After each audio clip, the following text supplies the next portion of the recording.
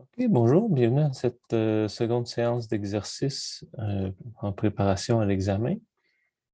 Avant de commencer, si vous n'avez pas fait l'évaluation de cours, je vous invite à la faire, s'il vous plaît. C'est une chose qui est importante. Les commentaires sont lus et sont utilisés pour améliorer le cours, là.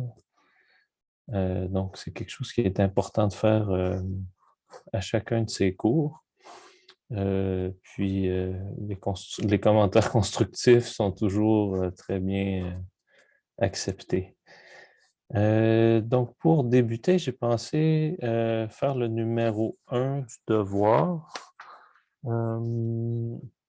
C'était le numéro qui était un peu plus compliqué, là. Les deux autres, une fois qu'on trouvait l'astuce, je pense que c'était assez simple. Donc, la question 1, c'était une reprise un peu d'une question que vous connaissez de l'examen intra. On l'a complexifié. Donc, on a une compagnie qui cherche à planifier ou à organiser là, sa flotte d'avions, de pilotes et de trajets. On a un ensemble de trajets qu'on voit ici. C'est pas très important, là, A, B, C. On va juste les voir là, comme un ensemble de trajets qu'on a à couvrir. Il y a 15 trajets au total. On a une flotte de 6 avions. Chaque avion, bien, il y a un coût de préparation, hein. Si on utilise au moins une fois l'avion, il faut payer le coût de préparation. Ensuite, il y a un coût fixe. À chaque fois qu'on vole, on doit payer le coût fixe. Et ensuite, bien, il y a un tarif horaire pour chaque heure où l'avion est utilisé en vol, là. Peut-être pas les heures pour remplir le réservoir ou pour charger les bagages, là, seulement les heures de vol. Les avions ont des heures de départ et de retour. Et puis, ah ouais, j'ai oublié cette partie-là dans mon corrigé. Et puis, bien, on a des pilotes qui, eux, doivent travailler au plus 8 heures par jour. Donc, c'est-à-dire lors du fin du dernier vol, moins lors de début du premier vol. Nos avions ne peuvent pas voler plus de 12 heures. Donc, on a ça. Si je commence avec bien, les paramètres, bien, je vais avoir, je vais l'appeler, ouais, je vais y aller ici, est égal à 1 à 8. Dans le fond, ça va être indice des pilotes. J est égal à 1 à 6. C'est l'indice des avions. Et ensuite, K est égal à 1 à 15. Indice des trajets ou des vols. Ensuite, bien, je vais avoir, je vais l'appeler AKBK. AK et BK. Et DK. Donc, heure de début, de fin et la durée du vol K. Puis ensuite, bien, je vais aussi AJ, ce que j'ai oublié, AJ et BJ, c'est l'heure de début et de fin. Dans le fond, c'est l'horaire, horaire de début et de fin, horaire de début et de fin de l'avion J. OK, je pense qu'on a ça pour les paramètres simples. Ensuite, bien, je vais juste me définir FJ. Dans le fond, c'est le coût de préparation de l'avion J et CJK. Ça va être le coût de faire le vol K avec l'avion J. Okay. Ensuite, du côté des variables, bien, je vais avoir SI et RI, heure, du, heure du premier, puis c'est l'heure de fin du dernier vol du pilote I. Et puis, je vais avoir variable x, ik,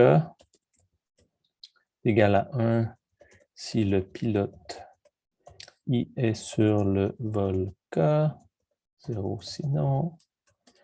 Ensuite, YJK, c'est la même chose mais pour l'avion. Et je vais aussi avoir une variable binaire que je vais avoir besoin pour identifier si l'avion est utilisé au moins une fois. Si l'avion J est utilisé au moins une fois. 0 sinon. Je vais juste changer l'indice ici. Donc, ça nous donne ça. Ouais, grosso modo, on a ça. Ensuite, bien là, du côté du modèle, bien, première chose, bien, on cherche à minimiser nos coûts.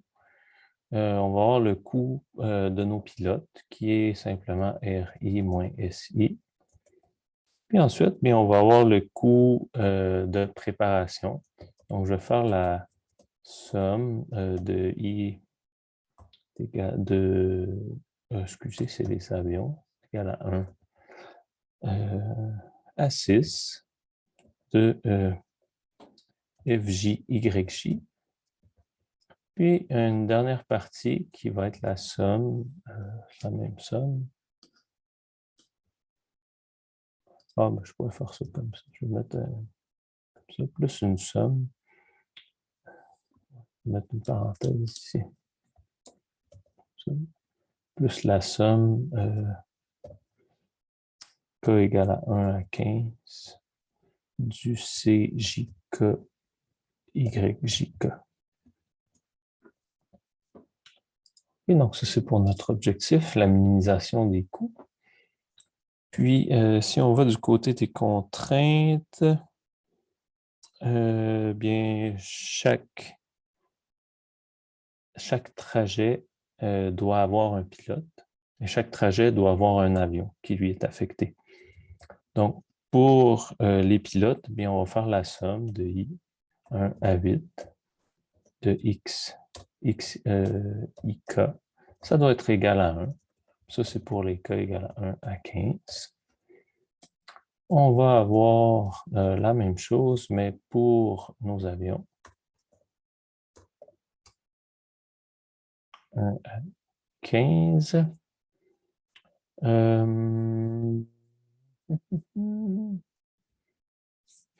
Je vais Ça juste doit être J l'indice aussi, YJK. Ah, merci. Je vais juste me rajouter un petit paramètre là, pour dire, je vais l'appeler AJK, si l'avion J peut faire le vol K. Donc, c'est égal à 1. Sinon, c'est 0. Dans le fond, c'est en fonction de l'heure de départ et de retour, si l'avion peut le faire ou pas. Donc, ici, bien, je vais avoir AJK, simplement. Donc, ça va être je vais inclure dans la somme, dans le fond, pour couvrir le vol K, mais je vais juste faire la somme sur les avions qui peuvent faire le vol. Oui. Ensuite, bien, on a besoin d'activer la variable YJ si l'avion J est affecté à un vol. Donc, je vais avoir YJK est plus petit ou égal à YJ. Ça, c'est pour J égale à 1 à 6 et K égale à 1 à 15. Donc, si l'avion J est affecté au vol K, mais ça va forcer que la variable YJ soit 1. Puis, on va devoir payer le coût fixe dans l'objectif. Il semble y avoir une question. AJK, c'est une variable. AJK, c'est un paramètre. C'est une constante, 0 ou 1. Ça vaut 1 si l'avion peut faire le vol, ça vaut 0 sinon.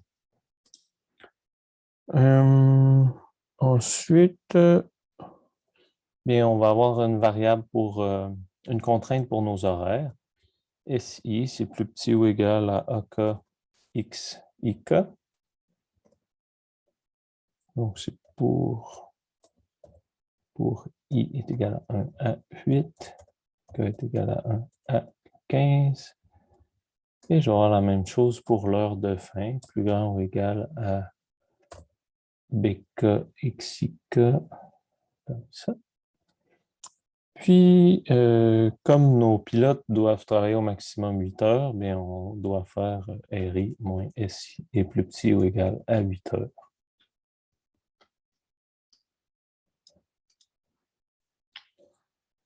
Ensuite, bien, nos avions, eux, ne peuvent pas voler plus de 12 heures.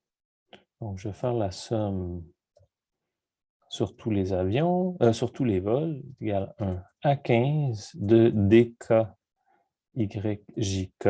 Ça doit être plus petit ou égal à 12. Donc, DK, c'est la durée du vol K. Ça, c'est pour tous les J égale à 1 à 6. Suivant cela, ça donne presque toutes les contraintes qu'on a de besoin. Il va juste manquer des contraintes pour dire que bien, un pilote ne peut pas être sur 2 vols qui sont en même temps. Et un avion ne peut pas être sur 2 vols qui sont en même temps. Donc, celle-là, c'est la contrainte un peu plus difficile. Puis la manière dont moi je la fais, c'est que je vais regarder à chaque heure quels sont les vols qui sont à cette heure-là. Puis je vais faire la somme des variables binaires pour ce vol-là. Je vais mettre plus petit ou égal à 1. Pour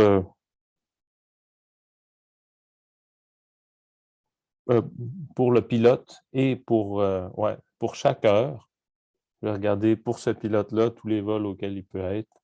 Je vais faire plus petit ou égal à 1. La somme des variables doit être plus petite ou égale à 1. Donc, ça se fait comme ça. Je vais faire la somme K de 1 à 15. Puis je vais écrire que AK doit être plus petit ou égal à H et plus petit que PK. Ça, c'est pour tous les XIK. Ça doit être plus petit ou égal à 1. Ça, c'est pour tout I égale 1 à 8. Et H est égal à, dans le fond, c'est de 7 heures à 21 heures.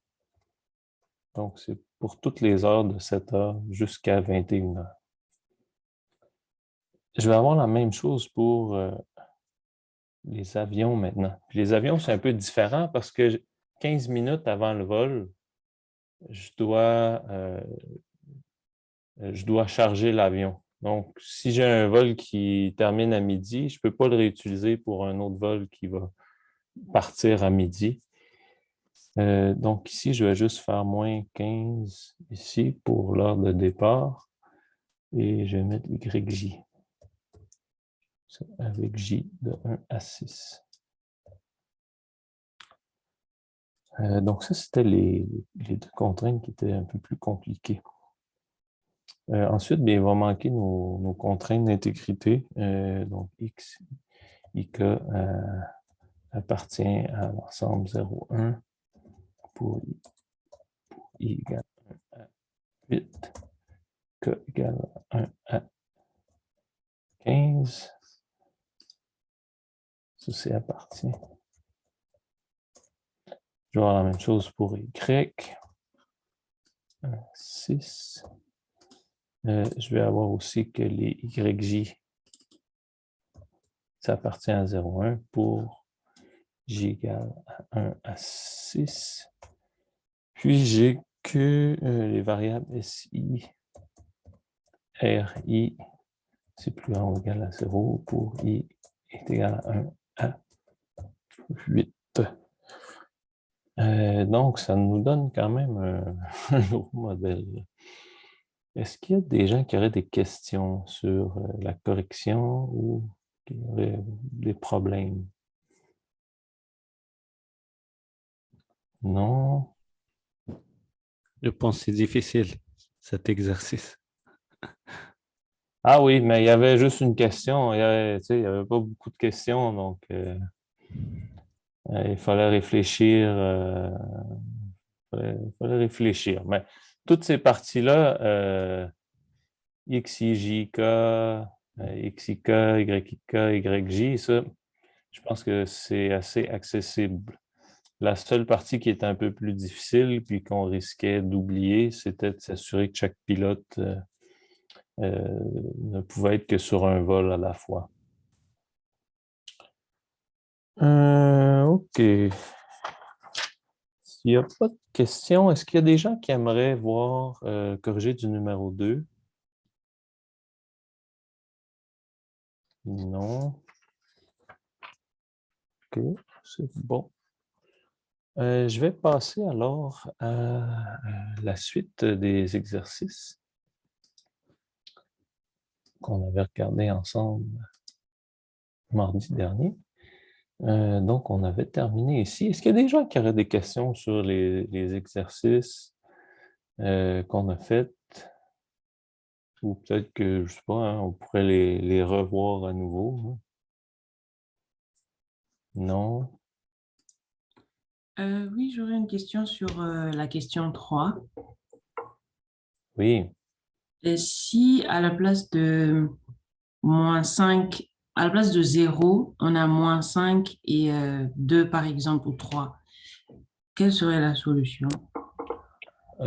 Ici, on aurait -5. Non, on aurait 2 par exemple. Bien, À la place de...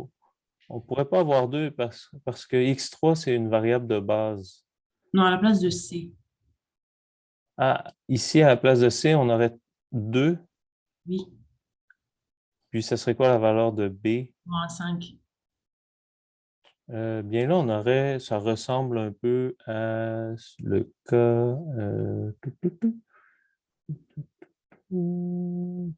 Mais ça va être une base qui est duale réalisable. Non, il n'y a pas ce cas-là. Donc, on va avoir une base duale réalisable. Tous les coûts réduits sont non négatifs. Puis, on a un terme de droit qui est négatif. Ça nous donne une base duale réalisable.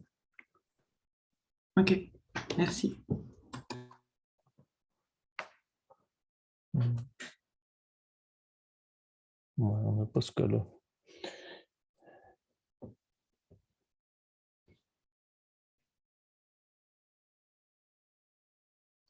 OK. Donc, on a un petit exercice de révision, dualité, théorie des écarts complémentaires, analyse post-optimale. Donc, on a le programme linéaire suivant avec 3 variables, 2 contraintes. Puis, on a la solution optimale du tableau du simplex. La première question, je pense qu'on avait regardé ça ensemble mardi dernier. C'est quoi les variables de base dans ce tableau-là? Quelqu'un le sait? X3 et X2. C'est x3 et x2. On peut dire aussi x2, x3. C'est juste qu'il faut se rappeler que l'ordre des variables est important parce que ce tableau-là est associé à un ordre des variables. x3 va être la première variable de base parce qu'il y a un 1 qui est isolé sur la première ligne. x2 va être la deuxième variable de base parce qu'il y a un 1 isolé sur la deuxième ligne. Êtes-vous capable d'identifier l'inverse de la base?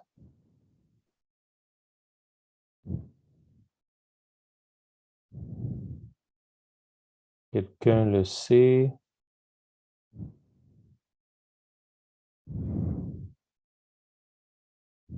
L'inverse de la base va toujours se retrouver dans les colonnes où il y a une matrice identité dans le tableau initial. Ici, on n'a pas fait la forme standard, mais on peut imaginer, parce qu'on a des contraintes plus petites ou égales, on a ajouté des variables d'écart.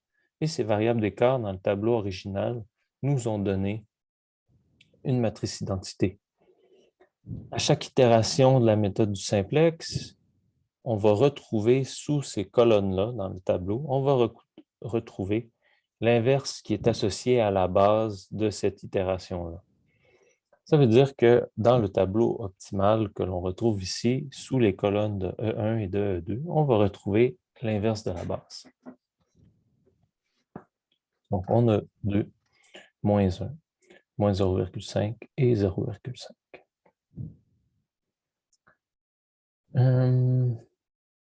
En fait, je vais sauter une étape, hein? C'est l'inverse de la base. Mais est-ce que quelqu'un est capable d'identifier c'est quoi la base optimale?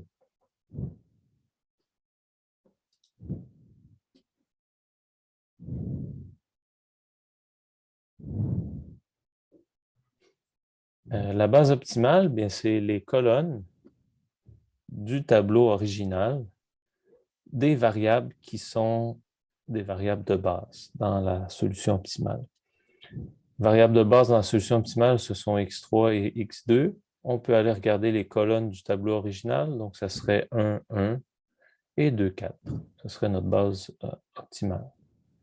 Ensuite, si on inverse 1, 1, 2, 4, on va retrouver l'inverse qu'on a ici. Seconde... Oui. La matrice inverse, c'est moins 1, 0, 5 et 2, moins 0,5. L'inverse de la base, ça va être 2, moins 1, 0,5 et 0,5. On l'a ici, l'inverse de la base. D'accord. Si vous vous rappelez, à l'intra, il y a des contraintes plus grandes ou égales, puis on ne pouvait pas les lire directement dans le tableau, l'inverse de la base. Il fallait faire un petit calcul, le multiplier par moins 1. C'est une notion que vous oubliez, je vous invite à aller étudier un petit peu. Quatrième question. De quelle quantité le coût de la variable x1 devrait être modifié pour qu'il soit intéressant d'entreprendre x1? Ce que je veux dire par là, pour que x1 devienne positif, hein, il faut que son coût réduit soit négatif. Puis, ça devrait être quoi le coût de x1 pour que ça soit intéressant de rendre x1 positif?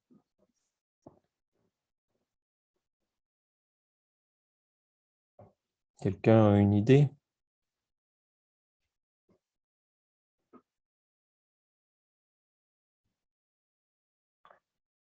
Bien, la réponse se lit directement dans le tableau.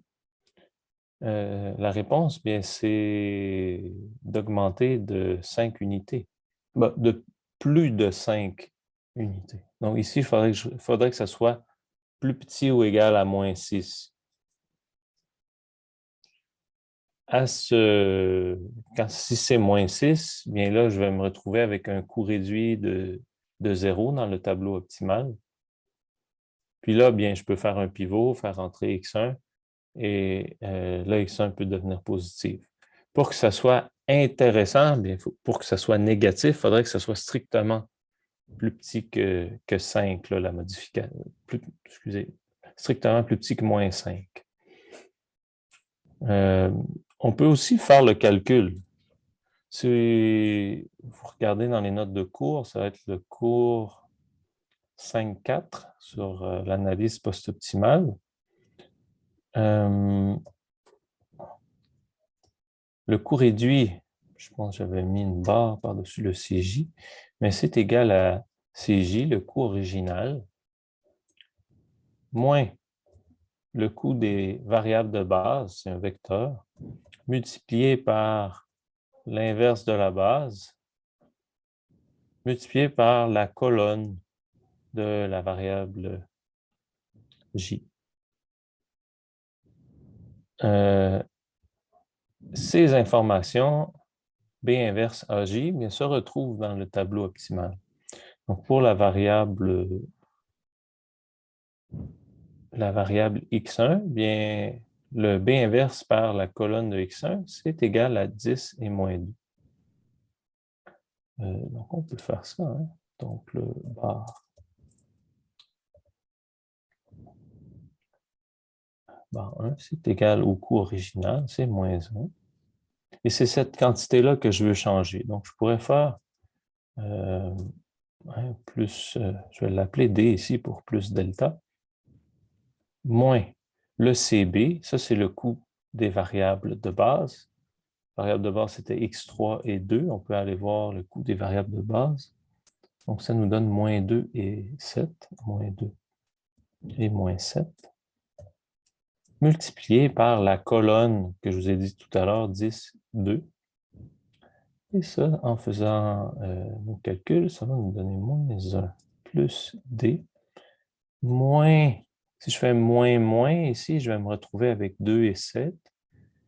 Je pense que j'ai fait une petite coquille ici. J'ai un moins 2. Ouais. Donc, si je vais me retrouver avec 2 et 7, ça va me donner 2 par 10, 20, moins 14, ça va me donner 6. Ça va me donner plus 6. OK?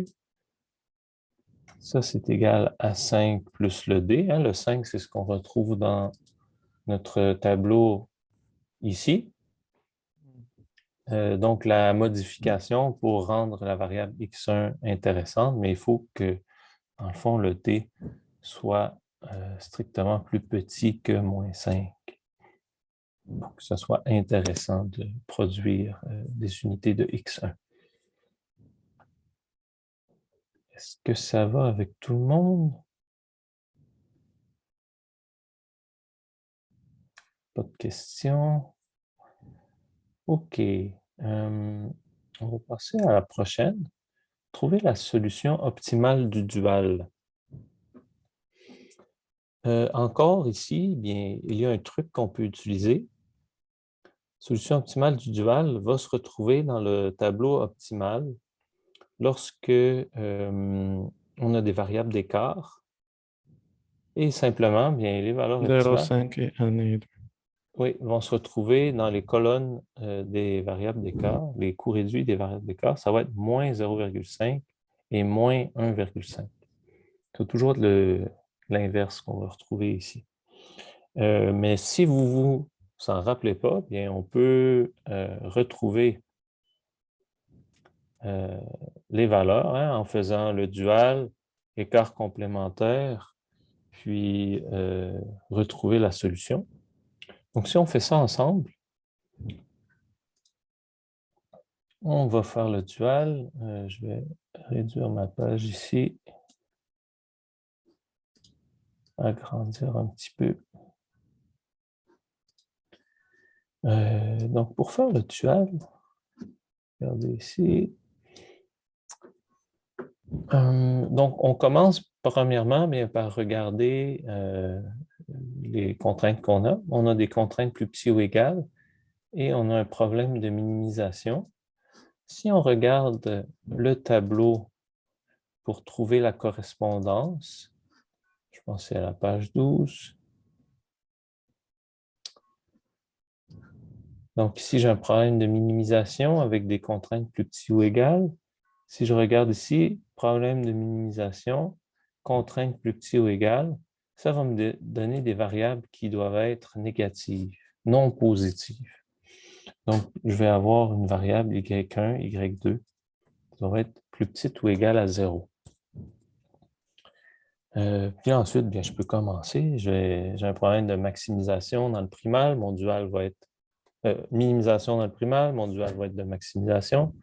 24 par y1 plus 34 par y2. Nos contraintes, bien, ça va être la colonne de x1, donc 6 y1 plus 2 y2. Et le symbole, bien comme x1 est positif et que j'ai un problème de maximisation, je vais regarder ici. Donc, des variables ici qui doivent être positives, ça va me donne un plus petit ou égal, donc plus petit ou égal. Est-ce que je dis des bêtises? Petit ou égal à moins 1. Ensuite, bien 2y2 plus 4y2 pour la variable x2. Ça va être plus petit ou égal à moins 7. Pas 2y1. Oui, merci. Ensuite, y1 plus y2 plus petit ou égal à moins 2.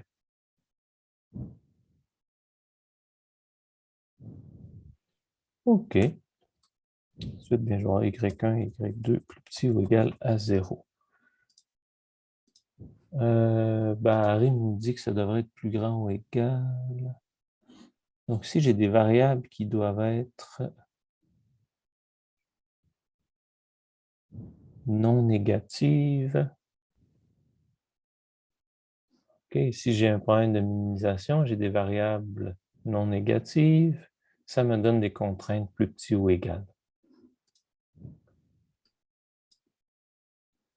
OK.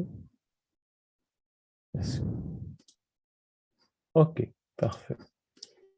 OK, donc ça, c'est notre dual. Ensuite, on passe à la prochaine étape, la théorie des écarts complémentaires. Puis, dans le fond, quand on possède, je peux écrire toutes les conditions.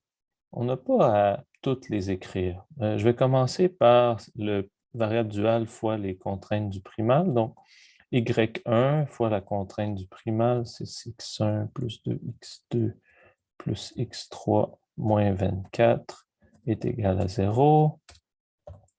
y2 par 2x1 plus 4x2 plus x3 plus petit moins 34 est égal à 0. Ensuite, je vais avoir x1 par 6y1 plus 2y2 moins plus 1, c'est égal à 0. Ensuite, x2 plus 2y1 plus 2y plus 4, y2 plus 7 égale à 0. Et x3 par y1 plus y2 plus 2 est égal à 0. Ça nous donne ça. Donc, pour savoir lesquels utiliser, bien, un petit truc. Dans le fond, je vais commencer, vu que je cherche la solution du dual, et je vais commencer avec les contraintes qui sont associées aux variables du primaire, x1, x2, x3. Puis je vais regarder dans ma solution, bien, quelles sont les variables qui sont positives et quelles sont les variables qui sont 0. x1 est une variable hors base, sa valeur est de 0. Donc ici, bien, la première condition, elle est inutile. Hein, on ne peut rien conclure parce que ici, on aurait 0 fois le contenu ici, ça donne 0. Donc, je ne peux pas... Ça peut prendre n'importe quelle valeur. Ça ne me sert à rien. La seconde contrainte, j'ai x2 qui est une variable de base, c'est-à-dire x2 est positive. Ça veut dire que cette contrainte-là ici, bien, je dois retrouver ceci, moins 7. Puis, je vais avoir la même chose pour la troisième parce que x3 est positif. x3 a une valeur de 14. Donc, je dois avoir y1 plus y2 égale à moins 2. Puis, bon, je n'ai même pas à regarder les deux premières parce que ici, bien, j'ai un système d'équations, deux variables, deux égalités. On peut le résoudre. Donc, si je fais y2, c'est égal à moins 2 moins y1. Et là, je vais aller remplacer le y2 dans la première contrainte par ceci. Ça va me donner, en isolant y1 est égal à moins 0,5. Puis ensuite, bien, en remettant la valeur de y1 dans ce terme ici, on va retrouver y2. Et y2 va être égal à moins 1,5. Qui sont les valeurs qu'on peut retrouver ici multipliées par moins 1. Ça va fonctionner, ce truc-là, lorsque dans notre tableau, on a des variables d'écart. Si on n'a pas de variable d'écart, si c'est des variables artificielles ou des variables de surplus, là, on n'en fait pas ça. Est-ce qu'il y a des gens qui ont des questions sur ce qu'on vient de faire? Ça va. Pourquoi X1 n'est pas inutile? Parce que X1 vaut 0 ici. Donc, je ne peux rien conclure sur ce qui est écrit ici, sur cette condition. Cette Pourquoi? partie-ci pourrait... Parce que dans le fond, je vais illustrer avec la deuxième, hein, parce que ça, c'est des conditions. Ça doit être égal à 0, ça doit être égal à 0. En imaginant que x2 ne vaut pas 0, mais ça veut dire que l'intérieur de la parenthèse doit être égal à 0. Et c'est la même chose ici. X3 n'a pas une valeur de 0 dans la solution optimale. Ça veut dire que l'intérieur de la parenthèse doit être égal à 0. Pour la première, bien, X1 vaut 0. Ça veut dire que l'intérieur de la parenthèse peut prendre n'importe quelle valeur, alors je ne peux rien statuer, je ne peux rien conclure sur cette partie-là. C'est pour ça que Et- j'écris que c'est inutile. Il est C'est- où X1 égale 0? X1 est une variable hors base dans la solution Ah, optimale. d'accord, oui, c'est pour ça. Merci. OK. Est-ce qu'il y aurait d'autres questions? Non? OK. Donc, on a trouvé la solution optimale du dual. Si on devait augmenter les quantités disponibles à une des deux contraintes, laquelle des deux contraintes serait la plus intéressante? Laquelle des deux contraintes me permettrait d'améliorer le plus mon objectif?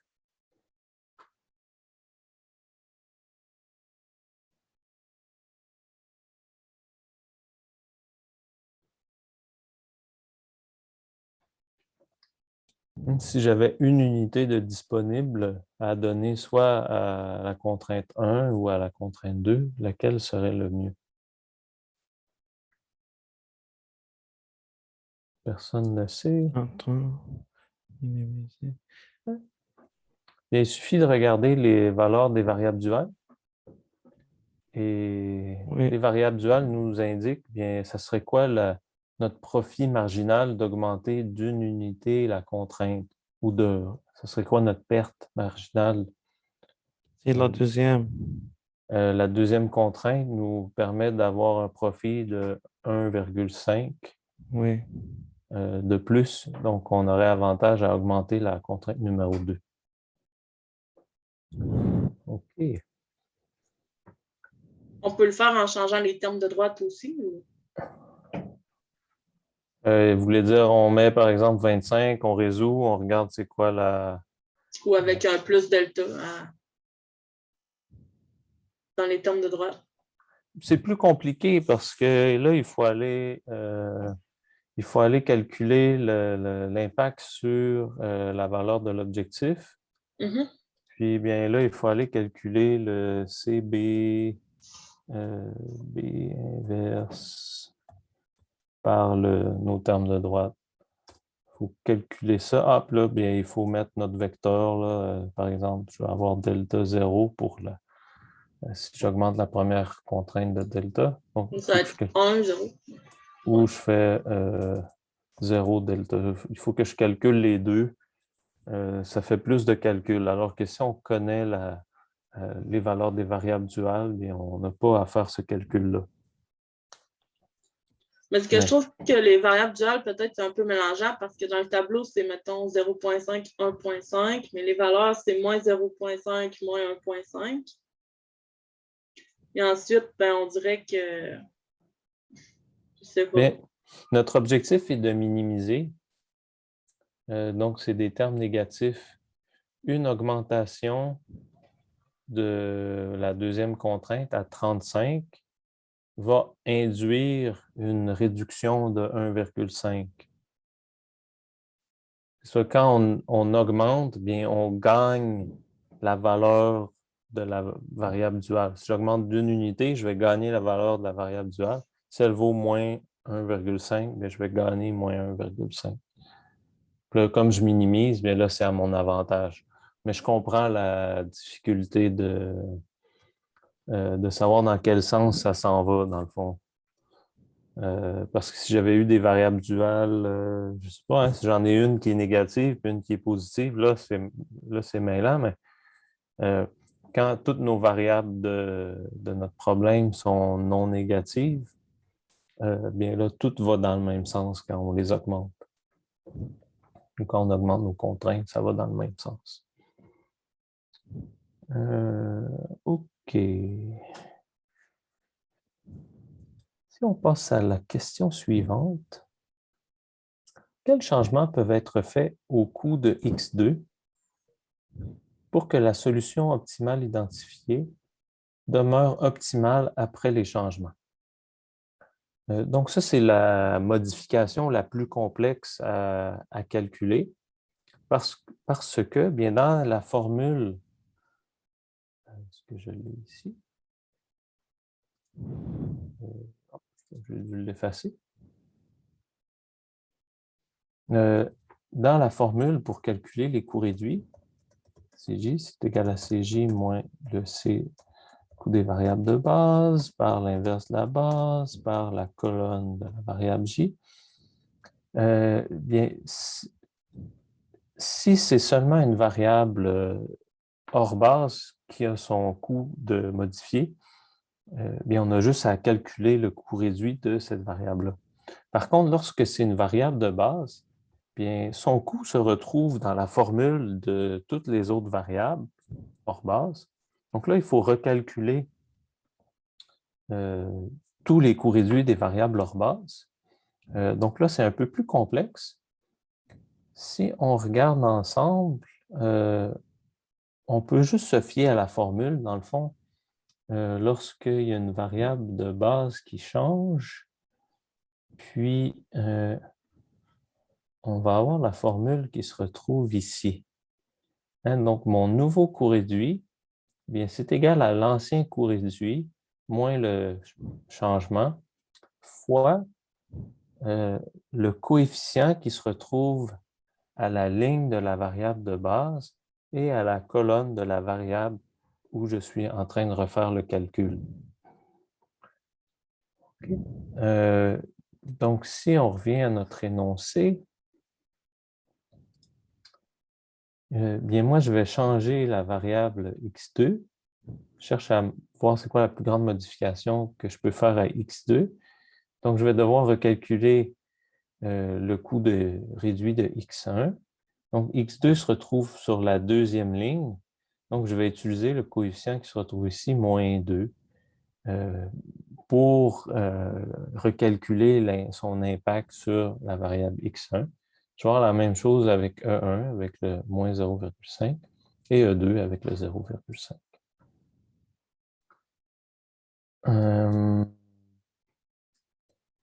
Donc, bien, si je fais ça ici, dans le fond, pour, par exemple, le coût réduit de la variable, je vais appeler ça x1, bien, ça va être, si je retourne dans mes notes de cours, hein, juste pour, bien, dans le fond, c'est ça, hein, le bar CJ, c'est égal, ben, le nouveau bar CJ, c'est égal au bar CJ moins le delta multiplié par le ARJ. Donc ici, pour le nouveau coût réduit de la variable x1, je vais avoir 5 moins 2 par delta.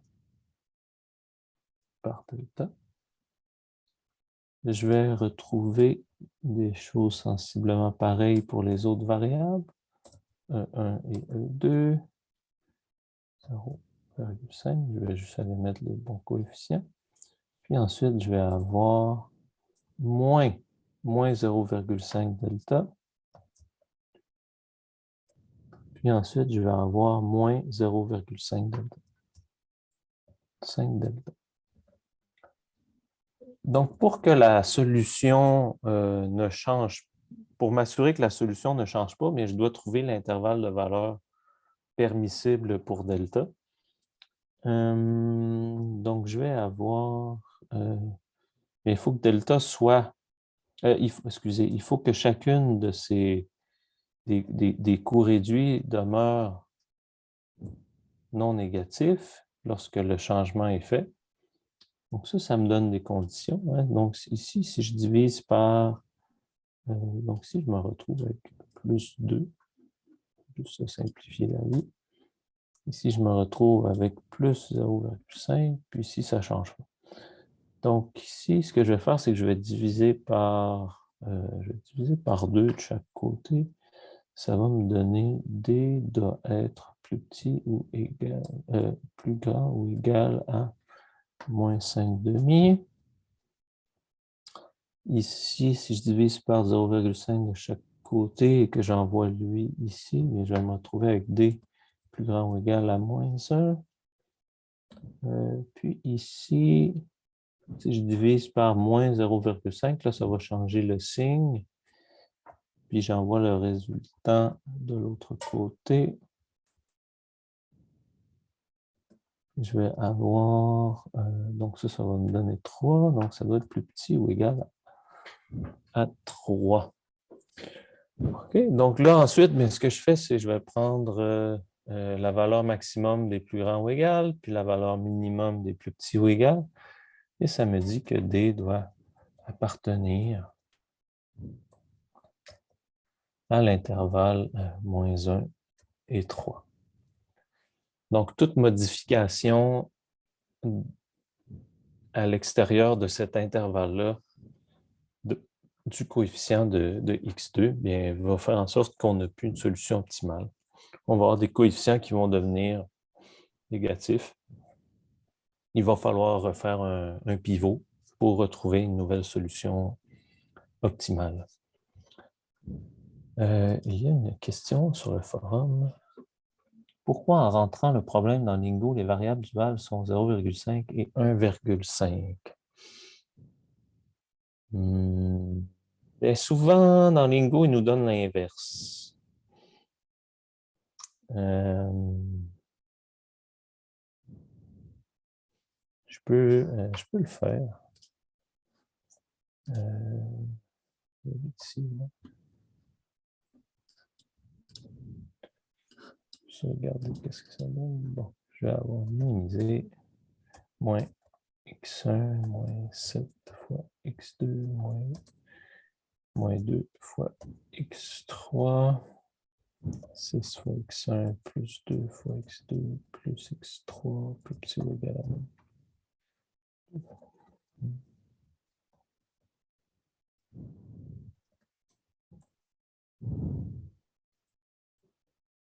Oh, quelqu'un met des décorations de Noël là, sur ma porte.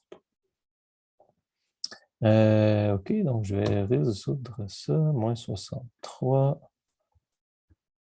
Et quand on regarde ici, valeur des variables duales, ah ouais, ça donne des quantités ici qui sont positives.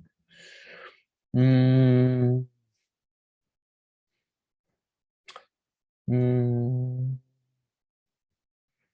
ne peux pas vous répondre le pourquoi là, ils font ça. Peut-être que le problème a été transformé ici. Ils ont multiplié chaque ligne par moins 1. Comme ça donne des variables qui sont non négatives dans le dual. Souvent, on fait ça pour toujours avoir des variables qui sont non négatives. C'est souvent un peu désagréable d'avoir des variables qui sont non positives. Ça peut être une raison, mais pour vous assurer que les valeurs soient les bonnes, là, vous regardez par rapport aux contraintes, là, puis vous regardez dans votre tableau 5.2, page 12, là, puis on sait ça devrait être quoi exactement les vraies valeurs. Mais c'est un peu bizarre qu'eux, ils font ça comme ça. OK. Je ne sais pas s'il y a des gens qui auraient des questions. Non. Ensuite, bien, dernière question du numéro 5. Quels changements sont possibles au terme de droite de la deuxième contrainte, de sorte que la solution optimale identifiée demeure optimale après les changements? Bien, pour faire ça, il faut recalculer, ça serait quoi notre terme de droite? Donc, le terme de droite qu'on a présentement, c'est l'inverse de la base fois B, inverse de la base fois 24, 35.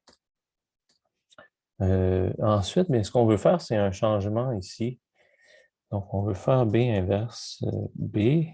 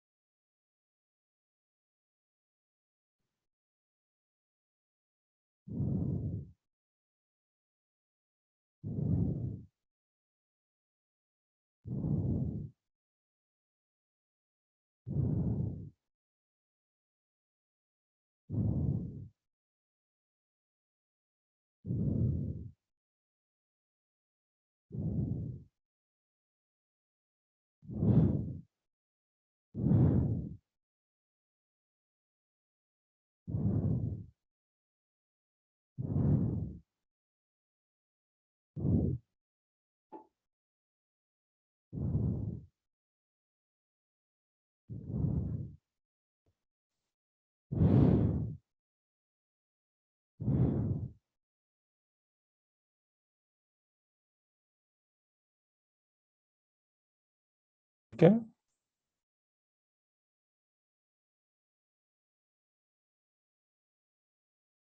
Bon, je ne sais pas qu'est-ce qui est arrivé. Est-ce que quelqu'un m'entend? OK. Oui, OK, désolé, quelque chose qui est arrivé avec ma connexion Internet. Ah oui, donc on était rendu ici.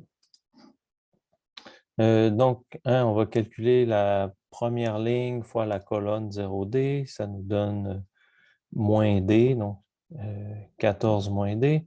Puis ensuite, pour le deuxième élément, mais ça va être 5 par la ligne, deuxième ligne, moins 0,5, 0,5 par 0D.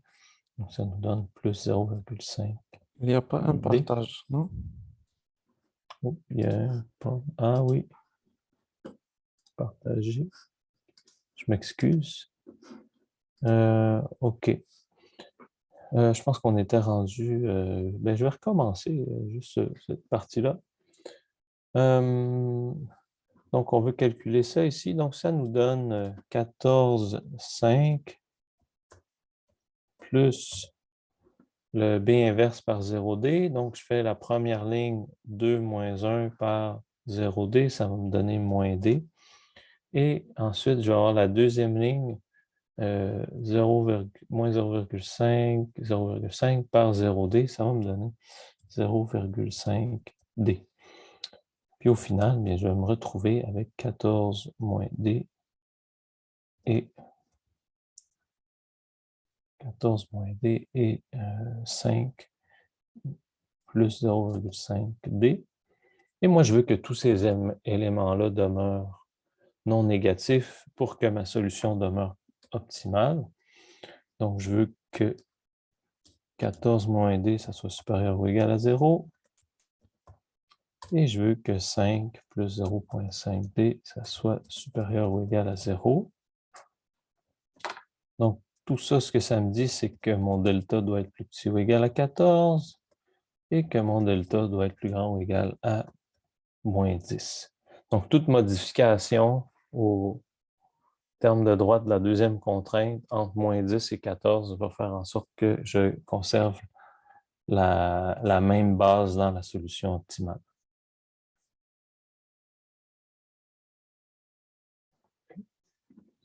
Est-ce que ça va avec tout le monde?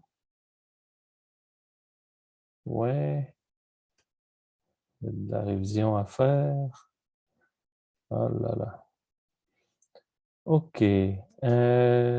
Donc, je pense que j'ai un dernier exercice. Si je termine plus tôt et que quelqu'un veut un autre exercice, bien,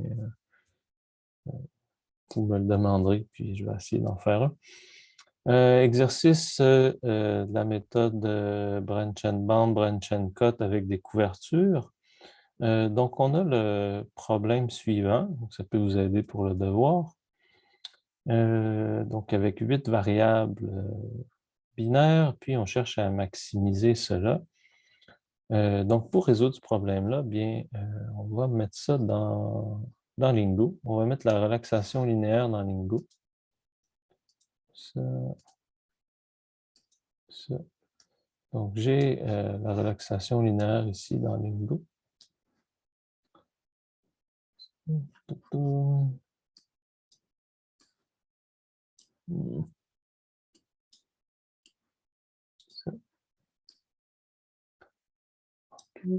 J'ai ceci. Ensuite, bien, on va commencer par résoudre le problème. 136,75. Donc, ça, c'est ce qu'on trouve. Puis, comme à l'habitude, l'idéal, c'est d'ajouter le plus de couverture possible et de faire des couvertures étendues. Donc, on va regarder notre solution. Puis, moi, pour m'aider, souvent, je me mets ça dans un fichier Excel.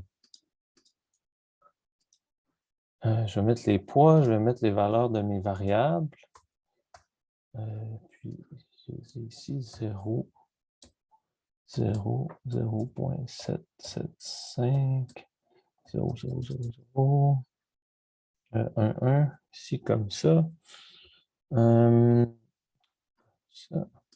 Et ensuite, mais je vais regarder si je vais avoir C, donc ça va identifier ma couverture. Donc, si je fais, par exemple, 1, 1, 1, ici, puis je vais simplement calculer la somme que j'ai. Je vais faire somme prod de mes poids par mes items s'ils sont inclus dans la couverture ou pas. Bien, ce que je peux voir, en fait, c'est qu'en prenant l'item, je vais rajouter une petite colonne ici. L'item, c'est ça, 1, 2, 3, 4. 8.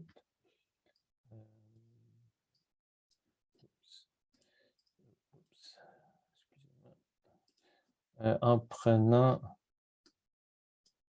l'item 3, 7 et 8, bien ça me donne une couverture. Je vais faire x3 plus x7 plus x8 plus petit ou égal au nombre d'items moins 1. Et puis, ça va couper la contrainte qui est là. Je peux peut-être essayer de la rendre plus forte ici. Je vais juste voir, parce qu'ici, j'ai 131, puis on voit l'item 3, il a un poids de 80 qui est assez gros. Si je suis capable de l'enlever, de le remplacer par quelque chose de plus petit, quand je vais faire l'extension, je vais pouvoir l'utiliser. Ici, lui, bien, je vais le mettre à 0, puis si je prends l'item 5, ici, vous voyez, je suis à 120.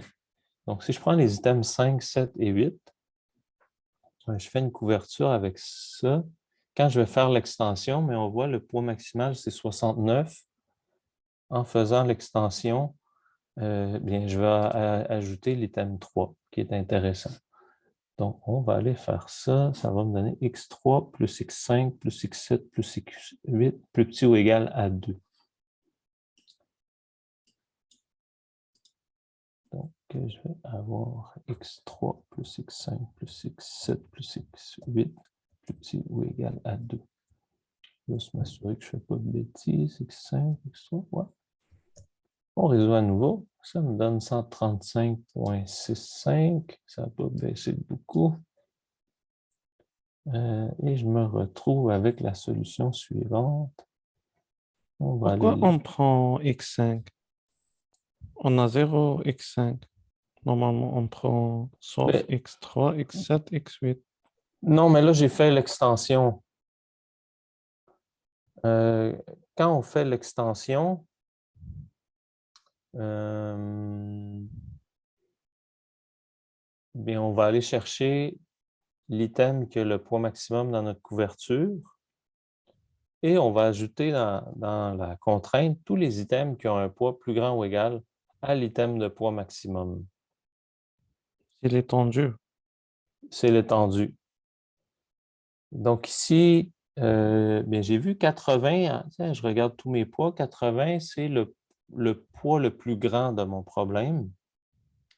Et tout à l'heure, c'est quand j'avais, par exemple, je vais avoir 1, 0, 1, 1 ici, je suis à 131, je suis quand même loin de 113. Donc moi, je peux essayer de remplacer le poids, l'item 3 par quelque chose qui est plus petit. Et quand je vais faire l'extension, bien l'item 3 va être ajouté. Dans le cours, j'ai compris qu'on utilise sauf les variables qui ont une valeur. Par exemple, ici, x3, x7 et x8. On ne peut pas utiliser les autres. Mais pourquoi? Le grand maximum, par exemple, ici, c'est 80. L'étendue, c'est bon. Et on n'a pas une autre On peut étendue. utiliser les variables qui valent 0. On a dit à nulle part dans le cours qu'on utilise uniquement les variables positives. Pour pouvoir couper la solution, là, il faut que la valeur de la somme des variables dans ma contrainte soit plus grand ou égal au nombre d'items moins 1. Puis là, je l'ai vérifié assez rapidement, là, mais on a ça. Si je fais somme prod de ça par ça, je vais me retrouver avec... Bon, pourquoi?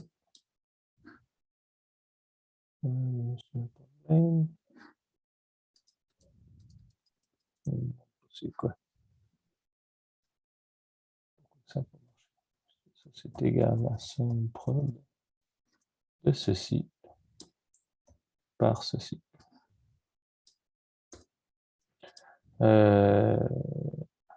J'ai trop fait. OK, je me retrouve avec ça. Donc ça, il faut que ça soit supérieur au nombre d'items. Il faut que cette valeur-là soit supérieure ou égale au nombre d'items dans ma contrainte moins 1. On peut le calculer. Je vais faire nb.c. Puis je pense que je vais faire ça ici. Plus grand ou égal à 1. Donc, il faut que ça soit plus grand que le moins 1. Il faut que cette valeur-là, qui est la somme des variables que je vais prendre, ça va être mon terme de gauche, la somme des valeurs de ces variables-là doivent être plus grande au nombre d'items dans la couverture moins 1. Moi, je suis allé un peu plus vite parce que je sais que l'item de poids 80, c'est celui qui est le plus grand. Et je sais qu'en le remplaçant par un autre item, par exemple l'item 5, bien, je vais toujours avoir une couverture. 5, 7 et 8, c'est une couverture. Puis quand je vais faire l'extension, bien, je vais ajouter le 0,775. Ça va s'ajouter ici. Puis ça va me donner une contrainte qui est plus forte. Il y a un exemple comme ça dans les notes de cours où on a l'extension. Je peux regarder. Vous pourrez étudier par la suite, mais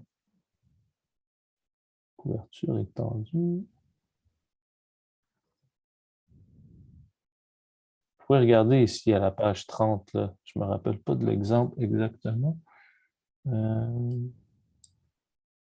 voyez ici, ça c'est ma contrainte, ça c'est ma solution. Si je prends les items 2, 3 et 5, c'est bien une couverture. Mais quand je fais la somme des variables, ZI étoile, là, la somme des variables dans la couverture, je n'ai pas une couverture qui est violée. Par contre, quand je fais l'extension, là, je vais aller ajouter d'autres variables dans la partie à gauche de la contrainte. Et là, j'ai une couverture étendue qui est violée. Donc, si on veut être un peu plus vite là, pour faire une couverture étendue, on peut juste regarder à l'œil. c'est quoi les plus grands poids qui sont, puis on peut essayer de jouer à en enlever, en ajouter, puis on arrive à ça. Je ne sais pas si ça répond à votre question. Oui, c'est bon. OK, donc on passe à l'itération suivante. On avait cette solution-là. Je vais la rentrer, donc ça va me donner 0.325. Ici, j'ai un 1, 0, 0, 0, puis ici, j'ai 0.674. Ça, c'est pas beau, ça. Donc, ici, je vais mettre 0 parce que si on ne l'a pas, si on l'a. On n'a pas de couverture violet. Est-ce qu'il y a une façon de faire une couverture? Ah, ben oui. Je peux faire le même truc que tout à l'heure. Non, est-ce que je peux faire ça? Non, je ne peux pas faire ça.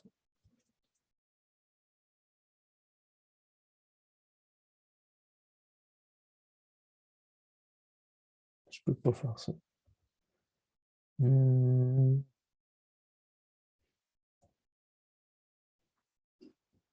Parce que là, ça me donne ça. Quand je vais aller ajouter ça. Non, il n'y a pas de couverture violet ici. Donc, il va falloir brancher. Simplement, ici, je vais aller voir ma valeur 135.65. Je vais aller ici dans drop.io 135.65. Puis ensuite, on va brancher. Comme ça. Comme ça. On va se faire 2 branches.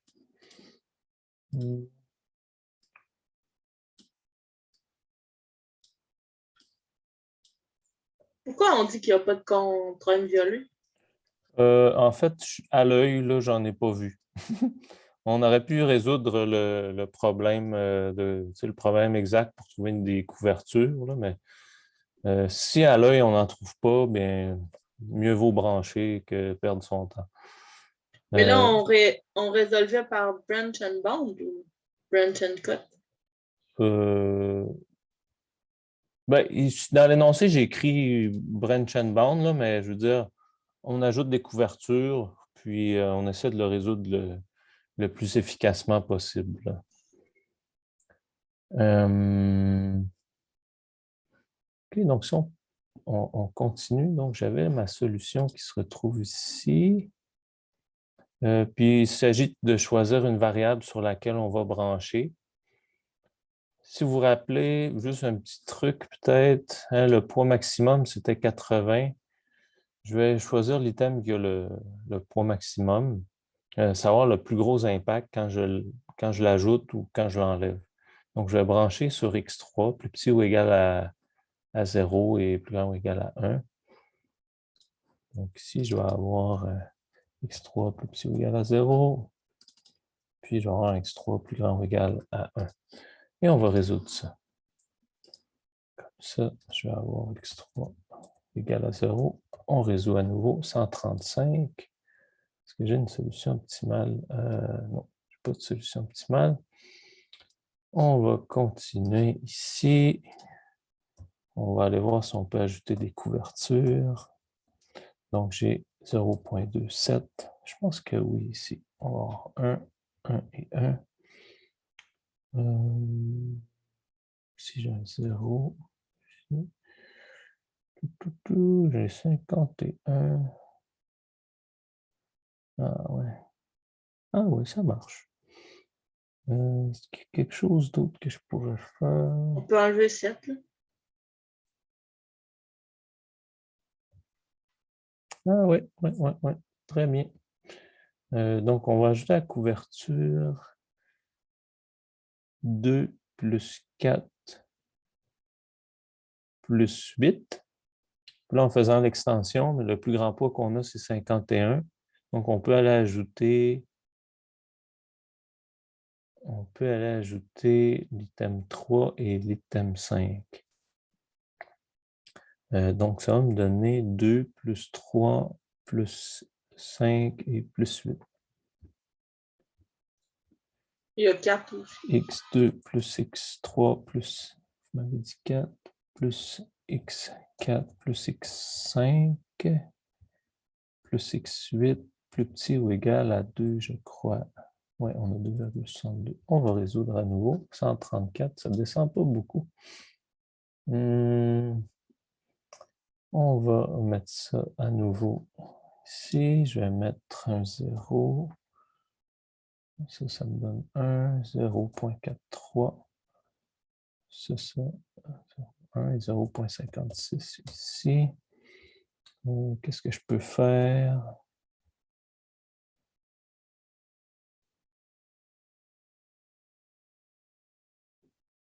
Je ne peux pas faire grand-chose. Je ne peux pas faire grand-chose.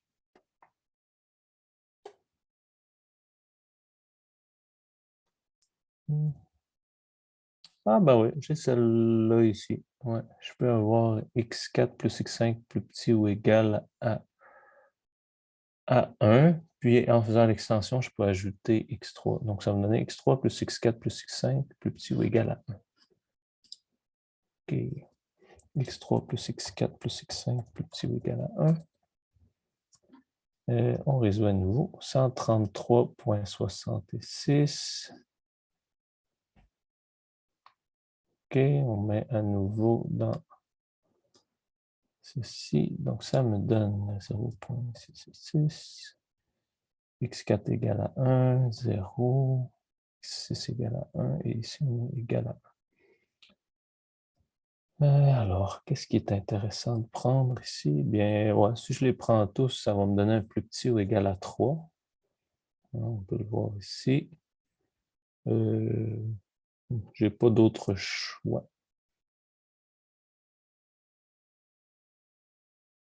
Je vais pouvoir faire l'extension. Ouais, okay. Bon, on va y aller avec ça. Il ne devrait pas changer beaucoup. Donc, je vais faire l'extension. On le voit, le poids le plus grand, c'est celui de valeur 48. Donc, je peux inclure l'item 2, l'item 3, l'item 5. Donc, je vais avoir 1, 2, 3, 4, 5, 7, 8, plus petit ou égal à 3. Donc, x1 plus x2 plus x3 plus x4 plus x5 plus x7 plus x8 plus petit ou égal à 3. 131. Ah, mais celle-là était très forte. Je ne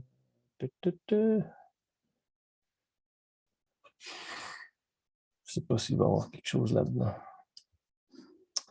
0, ici 0,4, 0, 0,6, 0,4 et 0,6. Oh, c'est pas beau ça.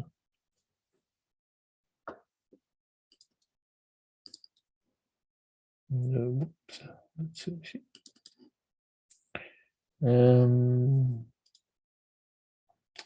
pense pas que je peux faire quelque chose. Il y a un 0 ici. J'en ai...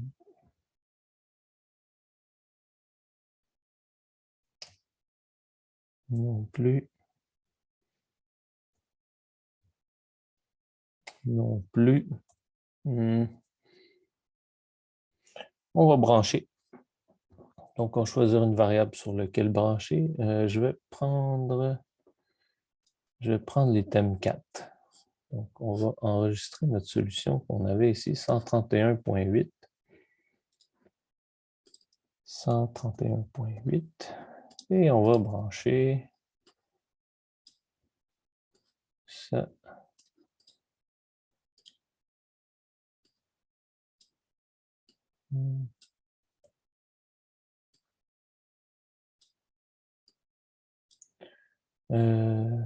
Donc, on avait choisi quelle variable? Je vais prendre x4. Bon, prendre x4. Donc, ici, on a x4 plus petit ou égal à 0. x4, pas besoin de égal. Plus petit, on peut mettre égal direct. Donc, on va aller ici. x4 égale à 0. On résout 128.3. Et c'est tannant, ça. On ne trouve pas de solution. Peut-être réussir à quelque chose avec celle-là. Donc, j'ai un 1 ici. 0, 0.34, 1 et 0.65. 0 ici. Ah, OK. Non, j'ai rien. À moins que celle-là... Si je mets celle-là à 0. Ah ouais. Donc j'ai x2 plus x5 plus x7 plus petit ou égal à 2. Le terme le plus grand, c'est 5. Donc je vais pouvoir inclure x3. Donc je vais avoir x2 plus x3 plus x5 plus x7 plus petit ou égal à 2. x2 plus x3 plus x5 plus x7 plus petit ou égal à 2. On résout à nouveau. Ah là là là là, ça c'est tellement ça. OK. Je n'ai pas choisi le bon exemple. 1.19, 0.8, 0.0. À l'examen, ça ne serait pas un branchement aussi laborieux. 0.8, 0.8.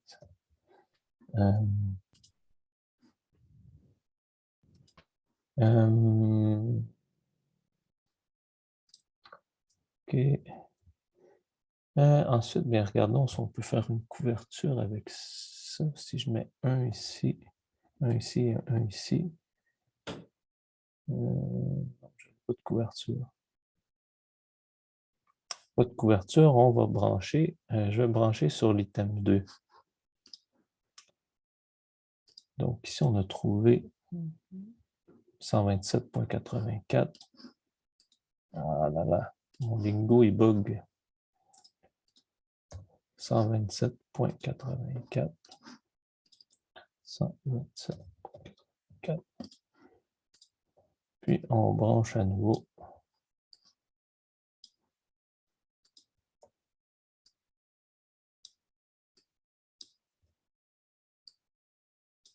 J'ai pris x2. x2 égale à 0. x2 égale à 1. OK, donc ici, on va mettre x2 égale à 0. 126.33. Et ça, c'est 126.33. Est-ce qu'il va y avoir une... Je pense pas qu'il va y avoir de couverture avec cette chose-là. Ah, peut-être, ouais. Regardons qu'est-ce qu'on a ici. Peut-être que oui. 0.33. 0. 0. Mais oui, on en ajoute beaucoup. Mais une fois que... Je vais mettre un 0 ici. 0, 1. Et puis 1. On ajoute beaucoup de coupes. Une fois qu'on va avoir... Pour en avoir un certain nombre, là, ça va s'enlever plus rapidement. Donc, je vais avoir x1 plus x3 plus x5 plus x8 plus petit ou égal à 2. x1 plus x5 plus x8 plus x3 plus petit ou égal à 2. 124, c'est encore fractionnaire, ça. OK. Ici, 0. 5, ça me donne 0.36. Puis 1. 0. J'ai encore une couverture que je peux ajouter. Donc, ça serait x5 plus x7 plus x8. Et je peux ajouter x3 là-dedans, plus petit ou égal à 2. Donc, j'ai x5 plus x6 plus x8 plus x3 plus petit ou égal à 2. 123. Ah là là. On va brancher. On va arrêter de 123.7. Donc ici, 123,7. Je vais juste regarder, voir si je mets ça égal à 1. Parce que si je suis capable de trouver une solution entière, ben, je pense que ça devrait être plus rapide. 125, puis c'est encore fractionnaire. Hey!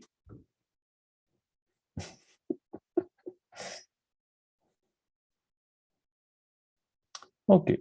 Donc, si j'ai 125,3, il me semble, je vais brancher 0,6. Je vais brancher 125,6. Excusez-moi, 125,6 ici. Puis on va brancher encore ça, celui-là ici et celui-là ici.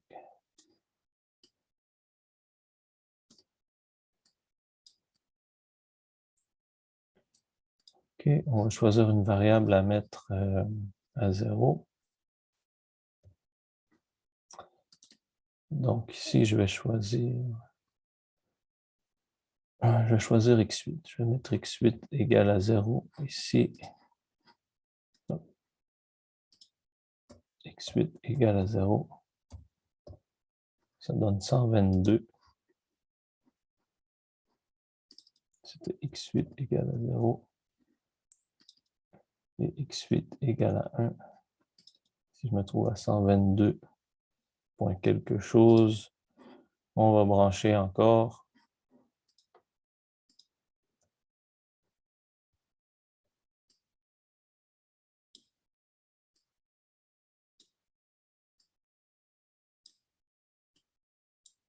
En espérant que là, maintenant,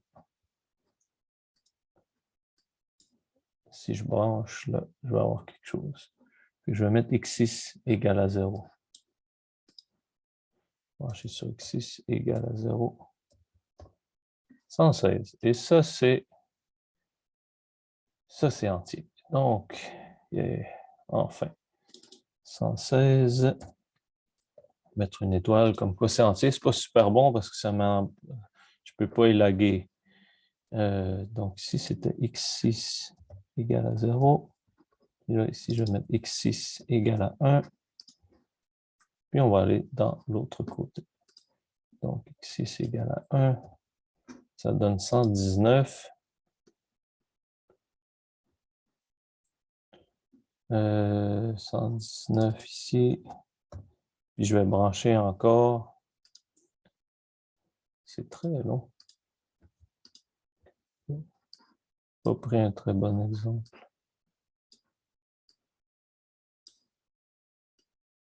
C'est un exemple d'un ancien devoir.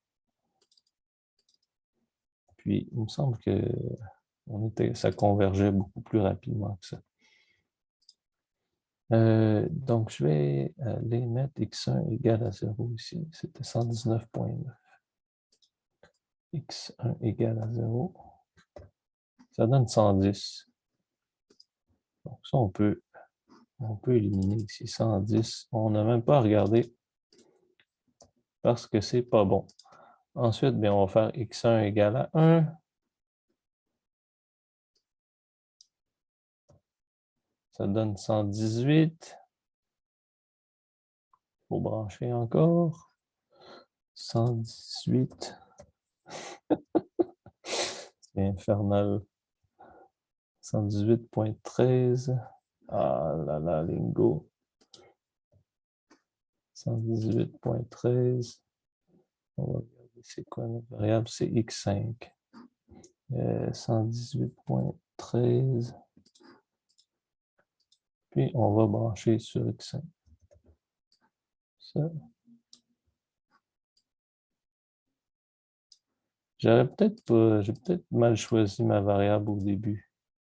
Parfois, si on veut être plus futé, on passe un peu plus de temps à choisir la variable sur laquelle brancher, puis ça nous donne souvent des meilleurs résultats.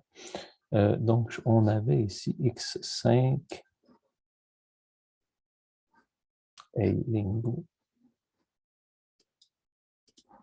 x5 égale à 0. 54. Donc, ça, c'est pas bon, ça. On ne va même pas regarder. Puis, si je mets x5 égale à 1, ici, 5 égale à 1, ça me donne 113.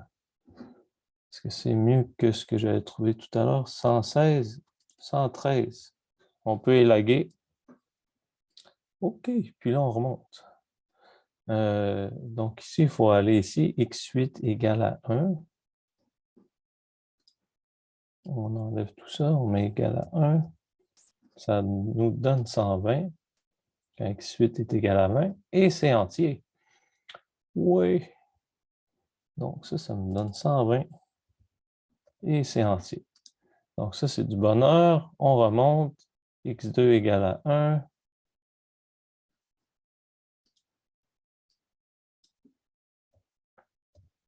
Ça me donne 125. Puis là, on va choisir une variable sur laquelle brancher.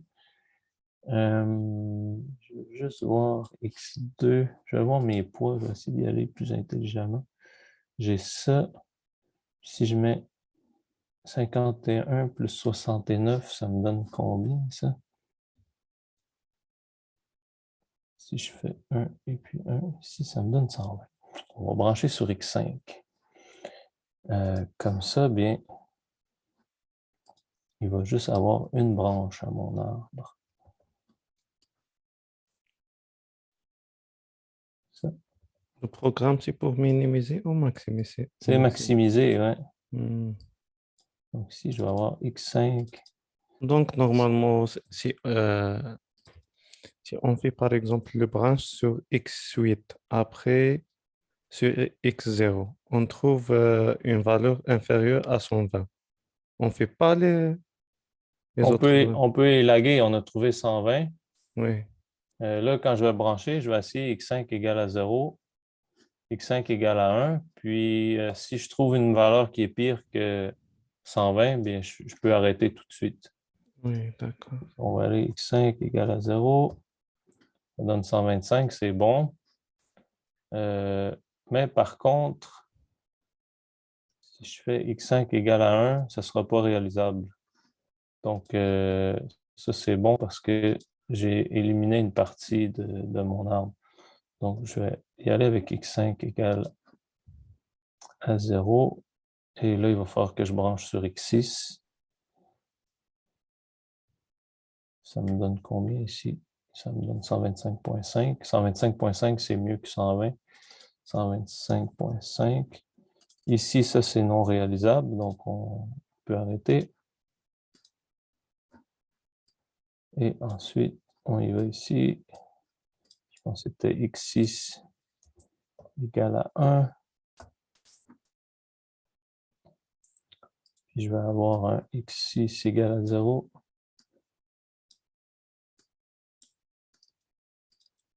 X6 est égal à 0. Comme ça. Allons résoudre ça. x6 égale à 0. Ça donne 118. On peut élaguer. Pas besoin de regarder. Ensuite, on va regarder x6 égale à 1. Ça donne 121. Est-ce que c'est meilleur que notre meilleure solution? C'est 120. Ça me donne 121 ici. Il va falloir continuer. 121. Puis on va choisir une variable sur laquelle brancher. Qu'est-ce qu'on choisit ici? On a x8. Donc, 121, puis il faut brancher sur x8. Je pensais que ça allait être moins long en remontant, mais c'est très long. x8 égale à 0, puis x8 égale à 1.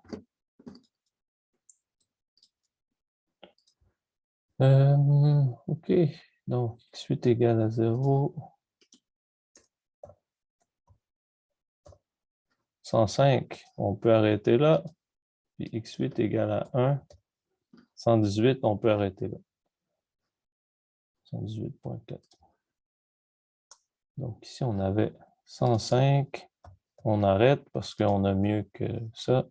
Puis 118.1, on arrête parce qu'on a mieux. Donc là, on remonte, on remonte, on remonte.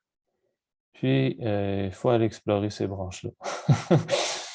Je pense que je vais arrêter ici parce que j'ai peur que ça soit trop long.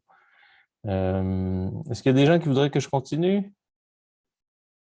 Non. OK. Bien, ça va compléter la séance d'aujourd'hui. Est-ce qu'il y a des gens qui auraient des questions?